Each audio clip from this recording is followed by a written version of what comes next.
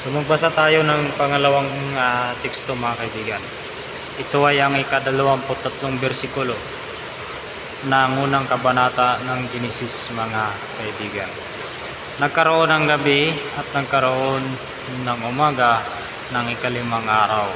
So ayan mga kaibigan, yun pala ay pang-apat na araw na nilikha ng Diyos ang mga nilalang sa tubig, sa dagat at sa himpapawid, gaya ng mga ibon, mga isda mga kaibigan.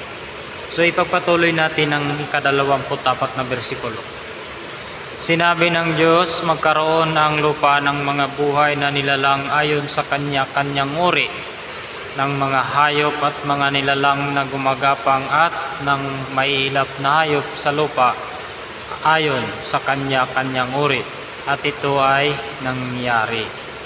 Sa ayan mga kaibigan, pagkatapos niyang nilikha ang mga nilalang sa tubig at sa dagat, ay nilikha din niya ang mga nilalang sa lupa ayon sa kanya-kanyang mga uri mga kaibigan.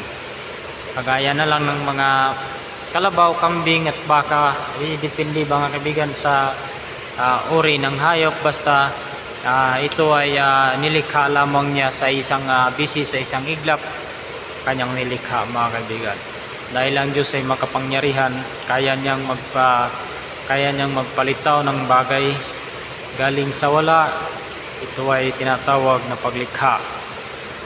Dahil ito ay tinatawag na paglikha, hindi ito basta-bastang malikha kung ikaw ay hindi makapangyarihan.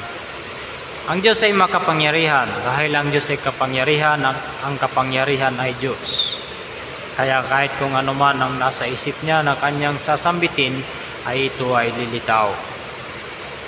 Ang tao lamang mga kaibigan ang dumaan sa proseso. Ang tao ay kanyang tinuha sa lupa mga kaibigan. Kaya ang tao ay may materialis na ginamit para ito ay malikha mga kaibigan. Kaya ang tao ang pinaka-special sa lahat. So tungkol dito sa binasa natin na kanyang nilikha, itong mga hayop na iba't ibang uri ng hayop na makikita natin dito sa ibabaw ng lupa, ito ay kanyang nilikha. Pagkatapos ng likhain ng isda, mga ibon sa himpapawid, kanyang nilikha ang mga hayop sa ibabaw ng lupa. Makapangyarihan talaga ang Diyos. Pero hindi, ang pinakamahalagang punto doon ay napakabuti at napakabait niya. Kasi bago niya nilikha ang tao, ay nilikha niya muna kung ano ang mga pangangailangan ng tao.